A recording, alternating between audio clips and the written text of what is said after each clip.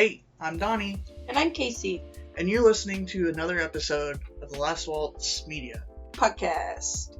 brought to you by viewers like you. Thank you.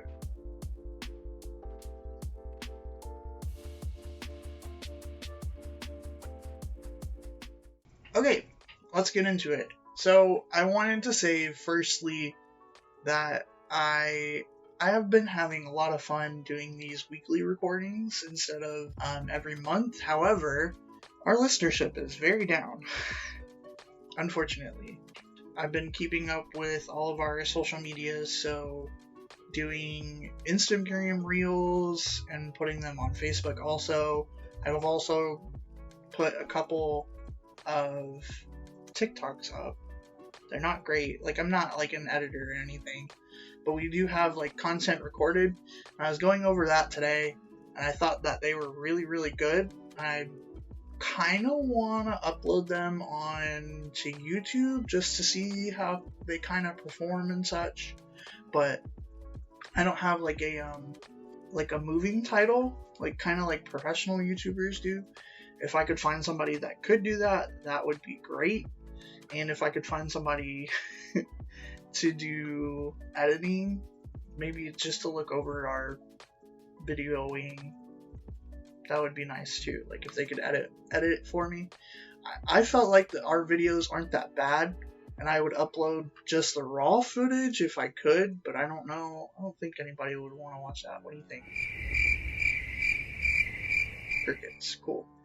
So yeah, but on the Facebook side of things, we've been doing decently. I've had a lot of engagement with Zakowski Racing. I almost messed up your name again, Tyler. I'm so sorry. And he listened to both of our episodes so far. So I gotta give him mad respect. He's super cool. And later we will be doing, I will be putting out my top 5 Florida sprint car drivers. This is all my own opinion, so I'll get into that later. Casey is going to get into our eBay sales for the week. Alright, eBay sales for the week. So first up, we sold a Louisville Slugger H&B Big Daddy 2 leather baseball glove, which is interesting because I haven't sold one of those in quite a while. But that guy sold for $32.99 plus shipping. And then literally the next day, we sold a vintage Atlanta Braves t-shirt that had a hood on it. Yeah, and a quarter sleeve, I think you'd call it. Yeah, three-quarter sleeve. A baseball tee. That guy sold for $20 plus shipping. And then the next one that we sold, which was the next day, was a Xbox 360 game, Vex, which that guy came in a little at a bad timing, so to speak, because I literally had just gotten back from the post office 30 minutes before that sold. So, if they would have bought it 30 minutes before, it would have got shipped out, with everything else, but it didn't, so I had to wait a day. But yeah, that sold for $14.99 plus shipping, so the total this week so far is about $70 plus all the shipping costs that were paid. Yeah, and all 3 of those. Oh, the glove. The glove was actually one that I've had since I was a teenager. That was actually the glove that I used in my own softball games as an adult. It was a great glove. Hate to see that it went, but it went for full asking price, so I really can't complain. I think most of these went for full asking price. Yeah, everything except for the we took an offer on that, which was fine. We still made a good deal of profit on that one. So I was gonna say that they were all of them were Goodwill pickups, but they are not. One of them is from my childhood. And then Casey started playing a new game on her GameCube because I don't really play the GameCube. I was playing SpongeBob Battle for Bikini Bottom for a while, but I needed a break because that guy was really getting on my nerves. It's one of the... She likes to collect SpongeBob games, so I have 3 of them now. Slowly collecting those because they're kind of harder to find now. And so when she finally got this one's the most expensive one, but it's also the highest rated one from a video that we have watched before. But she started playing this random Winnie the Pooh game, and so I'm watching Casey play it, and it kind of just brought back some really nostalgic memories for myself, and I was telling Casey about it. And so we went down the rabbit hole of our childhood cartoons that we would watch. A lot of mine were ones that I would watch when I stayed home from school, is mainly when I would watch them, because the weekend cartoons totally different from the ones that we're about to talk about. So when we got into reminiscing about our favorite TV shows as a kid, I started off with Winnie the Pooh, of course, the New Adventures of Winnie the Pooh. But then we dived into PBS kids shows, right? Correct? Yes. And then from there, we dove into Nickelodeon and Disney. So I thought it would be a cool idea to kind of give our top 3 of each. So 3 shows from PBS Kids, or PBS just in general, 3 shows from Disney, and 3 shows from Nickelodeon that mean a great deal to us. And I'll go first because... Do you want to go first? Well, you already said you were going first. You can go first. Start Okay, off fine, with sure. PBS. If I have to start with PBS, I guess. Yeah. So this one was actually really hard. PBS, I watched a lot as a kid, and it definitely had the most shows on my little list here. But he only wanted to do the top 3 so that this wasn't a 4-hour video or 4-hour podcast. So my first one was Barney. I used to watch Barney all the time. I was very much obsessed with Barney, which a lot of people say that Barney's really creepy, but I absolutely loved it. And then number 2, I would have to say Bob the Builder. Anytime Bob the Builder came on, I was just so hyped. Just the music gets you in this great mood. I'd jump all over the couches and just screaming at the top of my lungs the lyrics. And then number 3 is Between the Lions. This one, I felt for a while was kind of like a fever dream, because a lot of people that I would mention Between the Lions to, didn't know what I was talking about. And, so I would have to go on, YouTube and find, clips of it and show them, and then they're like, oh, yeah, I know what that is. But, nobody knew what Between the Lions was until I, showed them what it was, and then they're like, oh, yeah, I know that one. So crazy. Yeah. So, moving on to Disney. Disney would be... What about mine? I was just going to go through all my lists. I mean, we can. You're going to have a lot of editing. When don't I have a lot of editing? So, for my list, my number 1 is Zaboomafoo, which, when I told this to Casey said she didn't know what it was. And I was like, what are you talking about? It's and then the number 1. When he showed me what it was, I told him that looked really creepy. She didn't like the puppet Zaboomafoo, which let me tell you why Zaboomafoo is elite, because not only did they have a puppet, they had a claymation, and they had a real lemur. I'm not a fan of claymation. I never have been, just not a big fan of it, and the puppet, the eyeballs on that thing are really freaking creepy. It really creeped me out. I must be, I kind of figured out through doing this ranking that claymation, for some reason, I really enjoy, as a show. But, if you showed me the Pokemon cards, because they have the different style art, claymation is one of the worst ones, in my opinion, for Pokemon. Have I even seen any claymation Pokemon? Sure. There's been, different ones. The first one that I can think of is there's a claymation Lotad card, but the claymation cards I don't like. Animation, though, that's my jam, apparently. from this list. So Zaboomafoo is number 1 for me, and if you asked anybody from my family, that they would confirm this. They'd be like, it's 100% true. Number 2, I have Caillou. Caillou was my little dude. I used to watch that a lot. The reason why I was telling this to Casey, like, I gave my list is based off of the shows that I had the most memories from, because like I saw like her list and she had like Clifford and Dragon Tales and everything like that. So I do love those shows. I watch them all the time. But I think I had more memories of watching Zaboomafoo, Caillou, and the third one, which is the same as Casey, Between the Lions. I think Between the Lions was such a great show.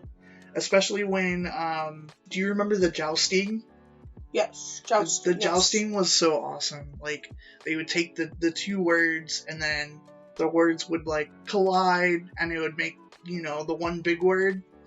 And for whatever reason, that like is in my memories. And the guy that was hanging off the cliff, that was a really great part of the show too. Can I just say that I totally forgot to write down Dragon Tales, and that show definitely would have been on my top 3 in the category, because Dragon Tales I would still watch today. Like, Dragon Tales was a bop. That is true. Even my little sister like is obsessed with Dragon Tales to this day, and she's 22, 21, 22.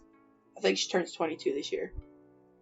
Nice. Yes, she does. She was born in 2001. Just like my sister, forgetting the age of your siblings. Don't ask me how old Shelly and Kristen are. Nobody knows how old I am. Everybody forgets it. Listen, and I'm half the the youngest time one. I can't even remember how old I am. That's true. I told the guy at the store the other day I was 25. Okay, I'll dive into Disney because I watched a lot more Disney shows than I did PBS. Number 1, obviously, The New Adventures of Winnie the Pooh. I loved that show. My mom basically didn't really want us to watch anything other than Disney shows, but like obviously that didn't work out in her favor. But we used to watch The New Adventures of Winnie the Pooh. Like, when Casey was playing the game, I had it to go on Disney Plus and show her one of the memories that I had, because she was fighting Heffalumps and Woozles. Whatever those other guys were, the weird flying Heffalumps. Oh yeah, the honey beef. We also ended up watching like 4 episodes of Winnie the Pooh that night. Yes, we did, and I was so happy about it. My number 2, surprisingly, is JoJo's Circus. Did not like it. It was claymation. That's what I was like, do I like claymation?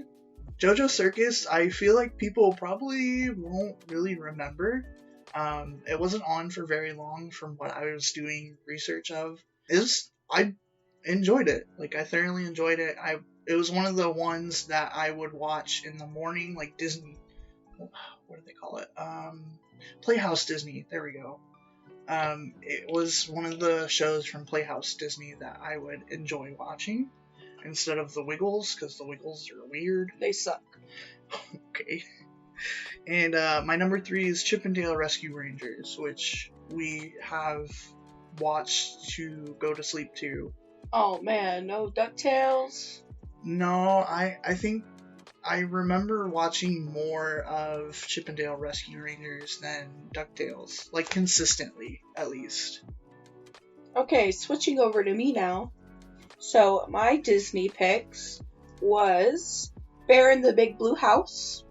Absolutely love that, and I totally didn't know that it's, like, on Disney now, and Donnie told me the other day, and I was super hype about it, and we went to sleep watching Bear in the Big Blue House. I absolutely loved that show as a kid. Definitely top tier. My second one is Out of the Box. Donnie had no idea what this one was, and like I showed him like the intro for it on YouTube, and he said that it sounded familiar, but it didn't look familiar at all. Yeah, I have no idea. Really liked Out of the Box. Just like Bob the Builder, that the intro and the music and everything used to really get me hyped. And then number 3, which I've seen this on like Facebook before, and people like saying that this was a fever dream because like nobody apparently knows what this is, but roly-poly-oly. I don't know why I was so obsessed with those little bugs, but man, those guys had my attention all the time. Every time it was on, that's what I wanted to watch. I really couldn't get enough of it. Like, Dad let me watch whatever I wanted for like as long as I wanted, but like he couldn't understand why I was so obsessed with roly-poly-oly. He used to say that it was really weird. And I don't know why, but it was super cute and I loved it. I watched roly-poly-oly too. That was part of like Playhouse Disney also. And I'm surprised to hear that people think that it was a fever dream. Because, like it was a huge part of my childhood. I would see, like, you know, on Facebook where they do, you know, where they talk about, like, old Disney shows that they watched and everything, and, like, people in the comments would be like, roly-poly-oly, and there'd be, like, hundreds of comments of people being like, what the hell is that? But yeah, nobody, like, people were like, we don't know what that is, but yeah, that's my top 3 Disney. For sure. Honorary mention, PB&J Otter. I loved PB&J Otter. It was okay. It was one of the higher rated cartoons in our household. And our last one, obviously Nickelodeon. There's a lot of kids that are Nickelodeon fans. I think Casey's one of the more bigger Nickelodeon fans. Probably bigger than I am. I barely watched stuff on Nickelodeon. As an adult, I've probably watched more Nickelodeon stuff than Disney, recently at least. Disney's gotten kind of... Yeah, meh. However, new Nickelodeon cartoons are terrible. They look god-awful. Everything except for the Loud House. The Loud House looks okay. Especially like animation-wise. But it's not great anymore. So for my number 1, I chose Maisie. Maisie the Mouse. Good choice. I don't know if people out there are going to remember that show, or if they're even gonna wonder why Maisie would be my number 1. I just have this strong feeling of like watching Maisie like as a kid, like staying home from I wanted to say work.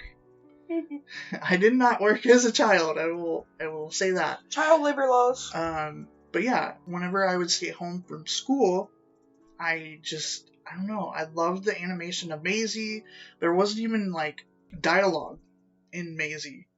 It was just kind of like random noises that the character would make from Maisie the Mouse, and then like the alligator guy. They were all just so cute, and I have the best memories from that. Number 2, I have Oswald. Oswald was pretty good. I don't know if I can really like give you detailed episode. His little weenie dog was so cute. It was really cute. I think I just chose like the cutest cartoons from Nickelodeon. And number 3, obviously Blue's Clues. Blue's Clues, I definitely could give you much more details about Blue's Clues episodes than I could Oswald, but Oswald's just so cute. The little wiener dog that was a hot dog, he's just too cute to not be number 2. Alright, so my Nickelodeon choices. So I also picked Blue's Clues, but I will say only Steve Blue's Clues. I do not mess with Joe, and I do not mess with that new guy. A few years ago, my nephew was watching Blue's Clues on the TV, and I was so pumped to watch it, and then they were like, instead of a notebook, it's like an iPad, and I was like, no, this is just wrong. So, only Steve Blue's Clues. Absolutely loved Blue's Clues. I also picked Cat Dog. Cat Dog. Really liked Cat Dog, which is, it's a very weird show, but absolutely loved it. And then my number 1 choice for Nickelodeon was Rugrats. Absolutely obsessed with Rugrats. I had all the orange VHSs.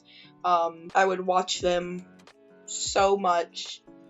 Like, my whole family was sick of it. And then when we moved from Kansas and we were moving to Florida, we stayed with my aunt in Texas for, I don't know, a few weeks or months or whatever. And when we left Texas, all of my VHSs got left there. And to say that I was one angry kid would be an understatement. Like, I was not happy about it. Oh, no. And I never saw those VHSs again. Have no idea what happened to them. But when we left Texas, it wasn't a great situation. So, like, my mom was not talking to my aunt. So it's not like she could be like, hey, can you package those up for us? Because they were not on speaking terms. But yeah, Rugrats, I'm just so obsessed with it. I still watch it to this day. I loved all of the Rugrat VHSs. I loved the Rugrat grown-up one where they're like teenagers. Like, I just loved everything about Ew. it. I could not get enough. I don't like what was it called? Was it called All Grown Up? Yeah, Rugrats All Grown Up? I think so. No. I loved it. I mean, not as much as like regular Rugrats, but I watched it, no problem, liked it, enjoyed it. So yeah, Rugrats is definitely my number one choice for the Nickelodeon category. They made Dill all weird in the All Grown Up. Like, he would be the kid that would be like Naruto running. Oh, leave Dill alone. Okay, let's dive in. Straight to it. I'm going to give my Florida sprint car driver top 5 list. This list is based off of, this is how I base it: talent level, social media presence, sponsorship, personality, and adaptability. So, this is all my own opinions, of course. I'm not getting paid to LinkedIn. I like money. I said that weird, but I have no kind of benefit for giving this kind of list. It's just off of all of my own opinion. Number 5, Tyler Orzechowski. I think that Tyler is one of the up-and-coming sprint car drivers in Florida currently. I don't know if they're ever going to move or anything, but there's that. I do want to ask Orzechowski if he's driven anything other than a sprint car on a dirt track. I'm very curious about that. So if you're listening to this, Tyler, let us know. Because if he's not driven on a dirt track before, like any other vehicle, and he just jumped into a sprint car in 2021, that's very impressive where he finished in 2021. Because he was third place finisher in the Top Gun series as a rookie. So that's very impressive. That is impressive. Number 4, I have Connor Morell. Connor obviously is a very big up-and-coming driver. The reason why I have him as number 4 is because, like, I think he just needs...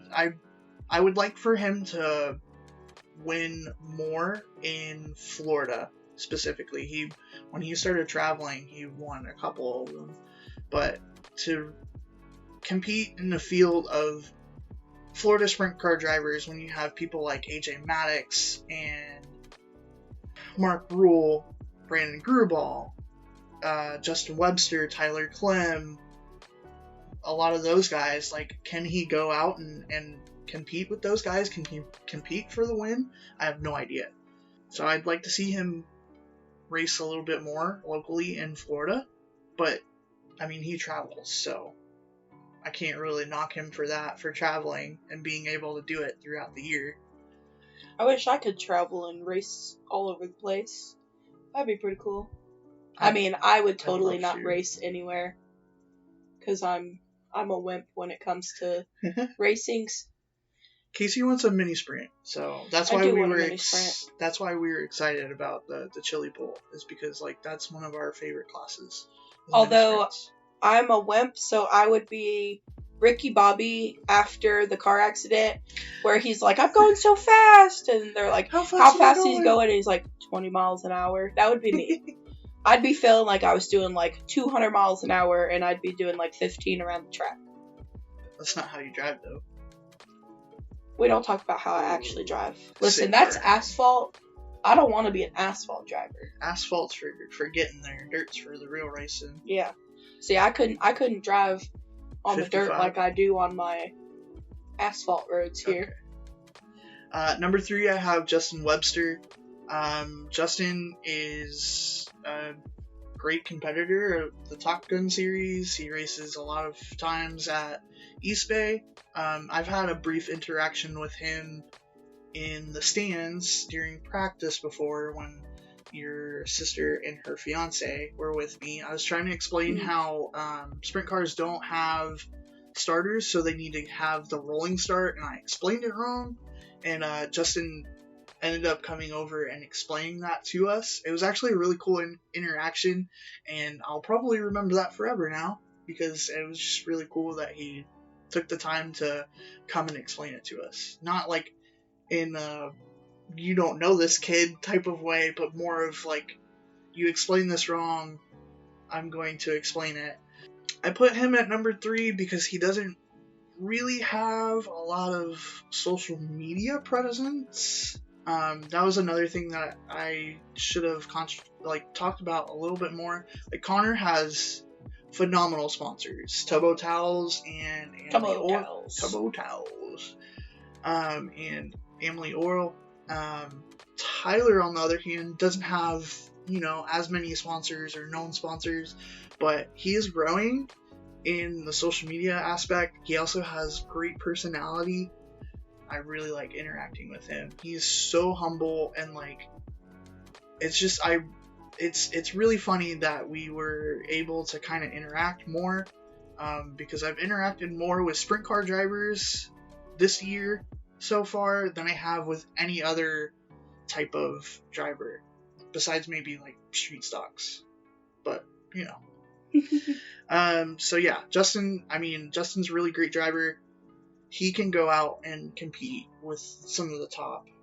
If he rolls into the track, you can always look at him and be like, that's one of the contenders to win for tonight. Number 2, I put Tyler Clem.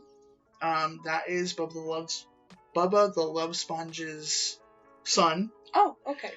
Huge adaptability. This kid can drive. Seriously. Open wheel modifieds, late models, sprint cars. He could probably compete in all of it. And, compete to win. He could probably do all 3 in one night. That'd be amazing to see. That would be such a story. But Tyler, I don't really get to see a whole lot of him on social media. He has pretty good sponsors too, so that's why I put him at number 2. And number 1, Brandon Grubauer, honestly. Who else? There's just nobody that I can see more than Brandon Grubauer being the top sprint car driver in Florida in those type of categories. He's growing on social media. He has fantastic sponsors, not like national sponsors, but he has plenty of sponsors. He really knows how to sell his spots on the race car. Competes for wins. He was 2022 Top Gun Series champion, and he just went and got another car to compete for ASCS, so adaptability for bigger motors, 360s, 410s, maybe. So the first time that he sat in a car for a 360 at Volusia, he set the track record. The dude has so much talent, and he's really good friends with Tyler Orzechowski. So there you go. There's my top 5 list. Now we have to talk about the Chili Bowl. Yeah, the Chili Bowls. I don't even want to talk about this because I'm very upset about it. The whole thing, just, oh my gosh. So we kind of started off the week with a win. Georgia won the national championship, and we were very excited about that. We were like, yeah, we're 1-0 in predictions, and then the Chili Bowl happened. Chili Bowl week happened. We went. Correct. So The first driver on Tuesday was Sean Chappell. Chappell. Not Chappell. Not Chappelle. Sean didn't have a great outing. They were trying to work stuff out on the car, so he didn't even get to make it to like a C main, I think it was, on that night. And then Tuesday, the rest of our drivers that we picked, Connor Morell, which I just got done talking about, Frank Beck, and I'm assuming that it's Sean's brother. We can't clarify, to say the least. But Jesse Chappell. We're pretty sure it's a brother, but yeah, we have not gotten confirmation on if it's a brother or a cousin or... We had to do some investigative journalism, so if they do happen to listen to this, we're not stalking you. However, if you do want to reach out to us, like if you want to interview, it would be cool with us. We're in the same town and state in Wichita, so. But yeah, Jesse didn't do that great either. Frank Beck finished like last in his heat race, and Connor kind of did the same thing. Man, it was just a total bummer. All of them, just a total bummer. Every time Donnie would tell me about one of them, it was just so sad. Like, I was really hoping that at least one of them would have done, like, really good. And the Chili Bowl had other plans for them. Yeah. I think, so the Chappells, this is their first time being at the Chili Bowl. And it's Connor's first time being at the Chili Bowl as well. I'm not sure about Frank Beck. It might be his second year. I want to say last year or the year before. I remember my dad telling me that somebody from East Bay was going to the Chili Bowl. I can't remember if it was Frank Beck or not. I feel like it was. But anyways, so Saturday, the day of this recording, they got to go through alphabet soup. And so we started with the P feature, P as in people. Sean raced in P feature 2. No, it was the first one, I think. Was it P1? I'm pretty sure you said it was 2, Oh, and yeah, then it was P1. When you looked, you said it was P1. They said P1 on their Facebook page, now that I remember, because I was thinking P1 stands for position 1 to a lot of people that, are in racing, but P1 feature is what they meant. I don't know what the Chili Bowl... I've been looking on Chili Bowl's Facebook page because they were posting the results of the race. I didn't see anything for P1's feature, so I'm not sure where Sean finished, if he raced at all. Jesse either did not finish or did not start in the O main. However, Frank Beck moved up from the O main to N, reverse alphabet. I think it's N. Yeah. N is before O. Right, okay. So he moved up to the N main, and then, so Frank Beck and Connor Morell both had N mains. Frank didn't make it out of the N.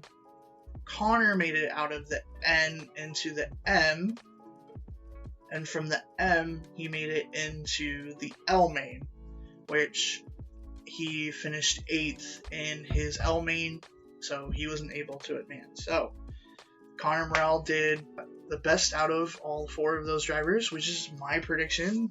I thought that he was going to do the best. He looked like he was getting very comfortable.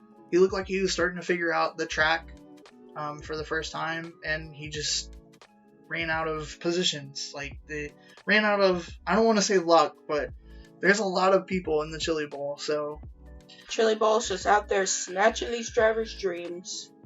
And then we have to talk about our predictions of who we thought were going to win the Chili Bowl Nationals. Listen, I still stand by Alex Bowman, even though he's not going to win the Chili Bowl. I'm still standing by him. Yeah, so both of our picks actually had a D main, and they both finished in the back.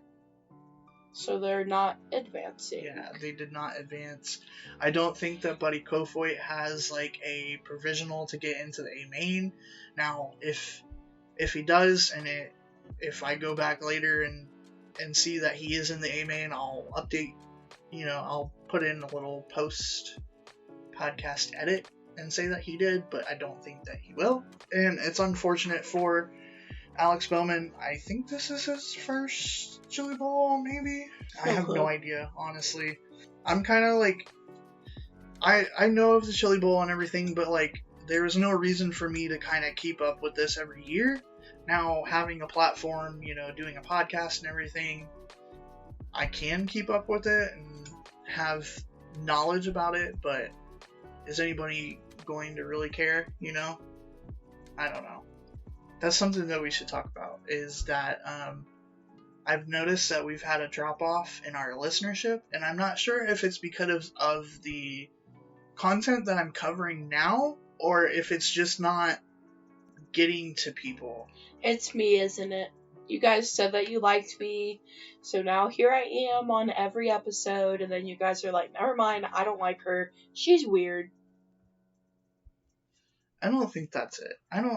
I'm trying to figure out, like, I'm trying to learn how to do the social media stuff, so, like, doing reels and trying to put out posts on Facebook and Instagram as the best time of day, like when most people are going to look at it, which I've had a couple of like posts that have had success. When I released the small little snippet of the podcast with talking about Tyler Orzechowski, that little clip got like 100 views on Facebook because he shared it, so we are grateful for that, of course. And then I made like a meme on Instagram, which was absolutely dumb. It looks like the worst thing ever. And it got hilarious. It reached like 560 people. How is that? Like, why? Is it because it was like a good caption and like the photo looked okay? I can't figure it out. I can't. So, I don't know. I'm just gonna keep on plugging away. That's what the Orzechowski team told us, is just to keep on plugging away at it. And so that's the only thing that I can think to do, is just keep on plugging away at it. It's all we can do. Also, Tyler Orzechowski, I would like to sponsor your race car and your YouTube channel. Can we sponsor the hot dog rating, please?